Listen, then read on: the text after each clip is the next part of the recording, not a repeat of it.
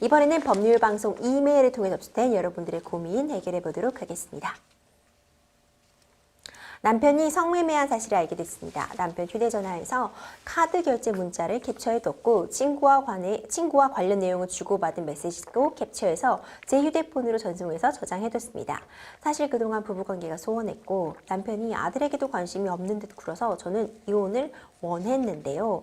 남편은 도리어 아들 때문에 이혼을 못하겠다는 입장입니다.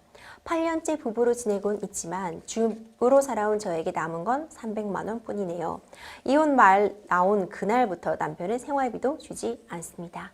남편과 이혼을 하고 아이는 꼭 제가 키우고 싶은데 어떻게 하면 좋을까요?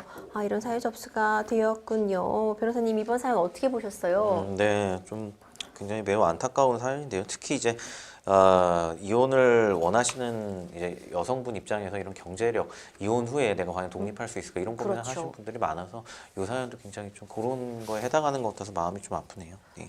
지금 우리 아내분께서 남편 휴대폰에서 이제 성매매를 결제한 카드 문자 네. 내역 같은 걸 확인하셔서 이혼을 결심하게 된 또 하나의 큰 원인이 되신 것 같은데 성매매가 현재 엄연히 불법인 거죠? 네, 맞습니다. 성매매 자체로도 이제 처벌을 하게 돼 있죠. 그 성매매를 한 행위는 그 성매매, 알선 등 행위의 처벌에 관한 법률 제21조 제1항에 의해서 그 1년 이하의 징역이나 300만 원 이하의 벌금, 구류 또는 과료에 처하도록 되어 있습니다. 지금 남편께서는 이혼을 거절하고 있는 상황, 이혼을 하지 못하겠다고 하시는 상황이라고 해요.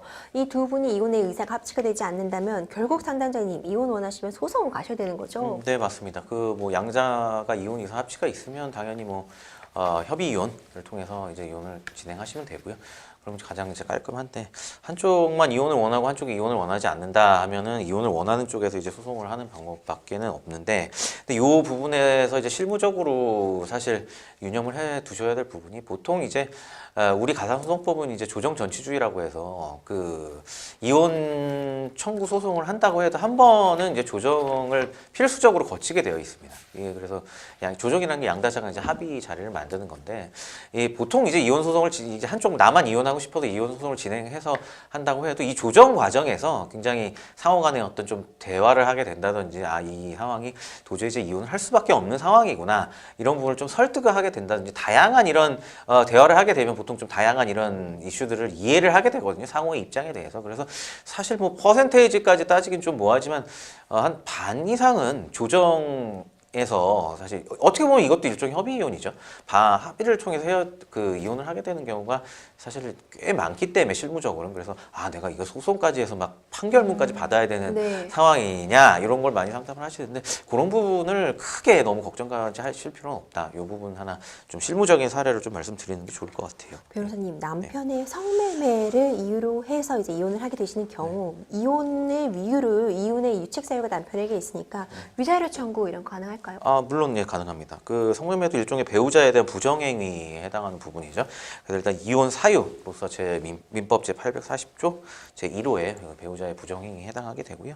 그리고 이제 불법행위 측면에서는 당연히 상대 배우자에게 어떤 정신적인 그렇죠. 큰 충격을 준 거잖아요. 이제 성매매를 했다는 거는. 그래서 이런 부분에 대해서는 그 정신적인 손해배상, 위자료 청구가 이혼 소송과 함께 이제 가능합니다. 지금 가정주부로 쭉 살아오신 거잖아요, 상담자님께서. 재산 분할 청구는 어느 정도까지 가능할까요? 네, 앞서 말씀드렸듯이 당연히 가정주부라고 해도 이 부분은 당연히 어떤 경제생활에 대한 걸로 치환을 해서 기여도가 이제 인정이 되기 때문에 원칙적으로 실무에서는 아무리 밖에서 돈을 안 벌고 가사 노동만 했다고 해도 한 10년 정도 혼인 생활을 하시면 한 5대5 정도의 이제 이런 기여도가 인정이 되고요. 이제 8년 정도 혼인 생활을 하셨다니까 이 정도 준해서 이제 생각을 해보시면 될 것 같고, 기타 뭐 여러 가지 개별적인 사유들, 뭐 남편이 경제 생활하면서 어떤 특별한 사유가 있었다든지 아니면 이제 여성분이 가사 노동에 뭐 좀 더 기여한 부분이 있다든지 이런 부분은 비율적인 차이가 발생할 수 있겠지만 원칙적으로는 5대5 정도에서 시작한다고 보시면 될 것 같습니다. 지금 상담자님께서 아들이 있다고 하셨어요. 양육권. 지금 상담자님께서는 가정주부로 살아오고 있지만 양육권 받아오실 수 있겠죠? 네, 물론입니다. 그 실무적으로 아무래도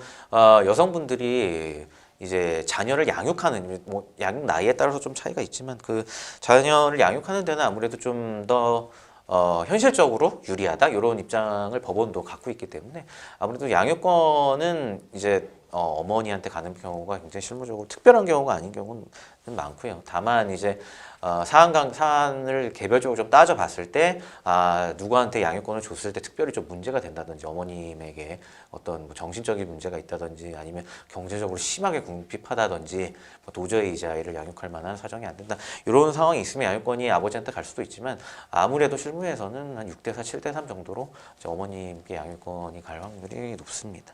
그럼 이제부터 우리 상담자님께서 준비해야 될 조치들 같은 거 있을까요? 저는 이제 오히려 이 상황에서는 그 위자료까지 청구하신다고 하면 이혼 소송을 하셔야 될 상황이라는 전제하에 제척기간 준수를 좀 따져봐야 될 것 같아요. 네. 아무래도 물론 이제 변호사분 하시면 당연히 알아서 해주시겠지만 이건 이제 배우자의 부정행위를 이제 원인으로 한 이혼 청구는 배우자의 부정행위를 안 날부터 6개월이고요. 그리고 부정행위가 있은 날로부터 2년이 지나면 부정행위를 이유로 이혼을 청구할 수 없기 때문에 이 제척기간 이혼 청구를 정말 하셔야겠다면 협의 이혼은 상관이 없습니다. 언제든 하셔도 되지만 청구를 하셔야겠다면 이 제척 기간을 준수를 하셔서 하시는 게 좋을 것 같고 또 배우자의 부정행위를 사전에 뭐 동의했고 이런 경우는 없겠죠. 잘 없겠죠. 근데 사후에 용서한 경우 이런 경우 많이 나중에 따지거든요. 이래도 난 용서했다 이런 경우에는 이혼 청구를 하지 못하니까요. 이 부분에서 유념하셔서 이혼 소송을 진행해 주시면 될 것 같습니다. 네, 우리 마지막으로 좀 어려움 겪고 계신 상담자님께 조언 한 말씀 부탁드릴게요. 네, 좀 아까 동일한 얘기가 될 것 같은데요. 남편분이나 아니면 아내분이 협의 이혼을 안 해줘요. 그래서 변호사님 어떻게 해요? 이런 부분 상담이 굉장히 많아요. 근데 그럼 소송이 결국 두려우시다는 건데 아까 말씀드렸듯이 이제 소장을 보내게 되면 뭐 무슨 이유에서인지 어떤 부부의 어떤 내밀한 문제겠지만 상호 어떤 뭐 내가 이런 잘못이 있었지 뭐 그래 이건 정말 이혼하는 게 맞아 뭐 이런 어떤 상호 이해의 폭이 뭐 갑자기 늘어난다고 해야 되나요? 뭐 이런 상황들이 좀 생깁니다. 그래서 결국에는 서로에 대해서 좀 생각을 많이 하게 되고 조정을 어차피 한 번은 꼭 해야 되기 때문에 그 조정 자리에서 만나서 또 이런저런 얘기를 하다 보면 상대방도 이혼에 동의하는 경우가 한 반 정도 저는 되는 것 같아요. 제가 경험해본 바로는. 그러니까 소송 자체에 너무 두려움을 가지실 필요는 없고 내가 정말 이걸 이혼해야겠다 하시면 뭐 법적인 절차를 통해서 소송을 진행하는 것도 뭐 어느 정도 가능하고 필요한 부분이니까요.